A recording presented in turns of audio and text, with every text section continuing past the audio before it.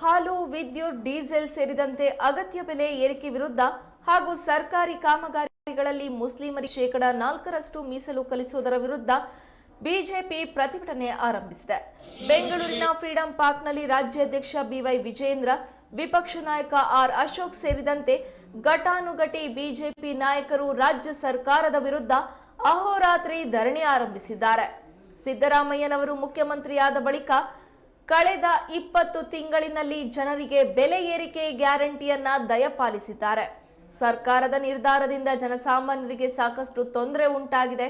ಅಗತ್ಯ ವಸ್ತುಗಳ ಬೆಲೆ ಏರಿಕೆಯಿಂದ ಬಡ ಮತ್ತು ಮಧ್ಯಮದವರು ಸಂಕಷ್ಟಕ್ಕೆ ಸಿಲುಕಿಕೊಂಡಿದ್ದಾರೆ ಎಂದು ಕುಟುಕಿದ್ದಾರೆ.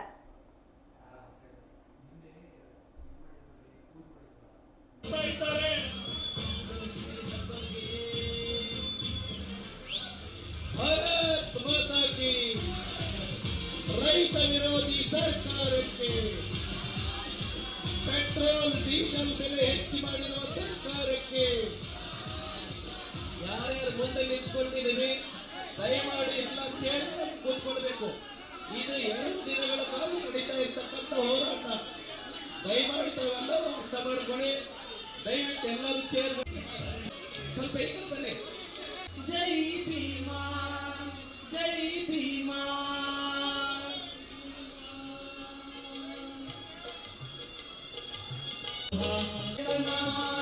ಮಹಾಚೇತನ ನಿಮ್ಮ ಚೇತನ,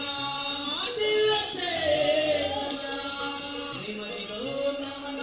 ಜೈ ಭೀಮಾ, ಜೈ ಭೀಮಾ, ಜೈ ಭೀಮಾ. ಬಂಧುಗಳೇ, ಭಾರತೀಯ ಜನತಾ ಪಾರ್ಟಿ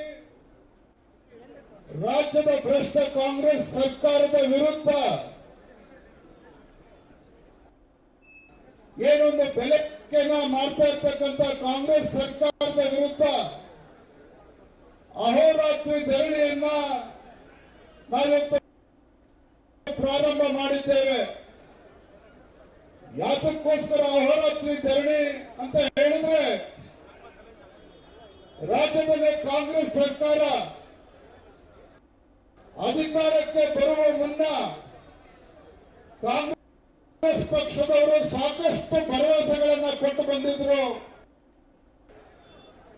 ಸಾಕಷ್ಟು ಭರವಸೆಗಳನ್ನ ಚುನಾವಣೆ ಸಂದರ್ಭದಲ್ಲಿ ನಾಡಿನ ಜನತೆಗೆ ಕೊಟ್ಟು ಅವರ ಕಣ್ಣಿಗೆ ಮಣ್ಣನ್ನ ಎರಚಿ ರಾಜ್ಯದಲ್ಲಿ ಅಧಿಕಾರಕ್ಕೆ ಕಾಂಗ್ರೆಸ್ ಪಕ್ಷ ಅಧಿಕಾರಕ್ಕೆ ಬಂದಿದೆ. ದಿನಬೆಳಗ್ಗೆ ನಾವು ನೋಡ್ತೇವೆ, ಯಾವ ಪತ್ರಿಕೆಗಳಲ್ಲಿ ನೋಡಿದ್ರೆ ಜಾಹೀರಾತುಗಳನ್ನು ನಾವು ನೋಡ್ತೇವೆ. ಏನಿದೆ ಜಾಹೀರಾತು? ನುಡಿದಂತೆ ನಡೆದ ಸರ್ಕಾರ, ನುಡಿದಂತೆ ನಡೆದ ಸರ್ಕಾರ ಅಂತೇಳಿ ಕಾಂಗ್ರೆಸ್ ಸರ್ಕಾರ ಜಾಹೀರಾತುಗಳನ್ನು ಕೊಡ್ತಾ ಇದ್ದಾರೆ. ನಾಚಿಕೆ ಆಗಬೇಕಿತ್ತು ರಾಜ್ಯದ ಮುಖ್ಯಮಂತ್ರಿಗಳಿಗೆ. ಮಾನ್ಯ ಮುಖ್ಯಮಂತ್ರಿಗಳೇ, ನಿಮ್ಮ ಸರ್ಕಾರ ನುಡಿದಂತೆ ನಡೆದ ಸರ್ಕಾರ ಅಲ್ಲ. ನಾಡಿನ ಜನತೆ, ಯಾವ ಜನತೆ ನಿಮಗೆ ಆಶೀರ್ವಾದ ಮಾಡಿ ರಾಜ್ಯದಲ್ಲಿ ಅಧಿಕಾರಕ್ಕೆ ತಂದಿದ್ದಾರೆ, ಆ ಜನರ ಕಣ್ಣಿಗೆ ಮಣ್ಣನ್ನು ಇರುತ್ತಾ ಇರ್ತಕ್ಕಂಥ ಸರ್ಕಾರ ನಿಮ್ಮ ಸರ್ಕಾರ. ನುಡಿದಂತೆ ನಡೆದ ಸರ್ಕಾರ ಅಲ್ಲ. ನಿಮ್ಮ ಸರ್ಕಾರ ಸಿದ್ದರಾಮಯ್ಯ ನೇತೃತ್ವದ ಕಾಂಗ್ರೆಸ್ ಸರ್ಕಾರ. ಇದು ಎಡವಿರ್ತಕ್ಕಂಥ ಸರ್ಕಾರ, ಎಡವಿರ್ತಕ್ಕಂಥ ಸರ್ಕಾರ. ಯಾವುದೊಂದು ಸರ್ಕಾರ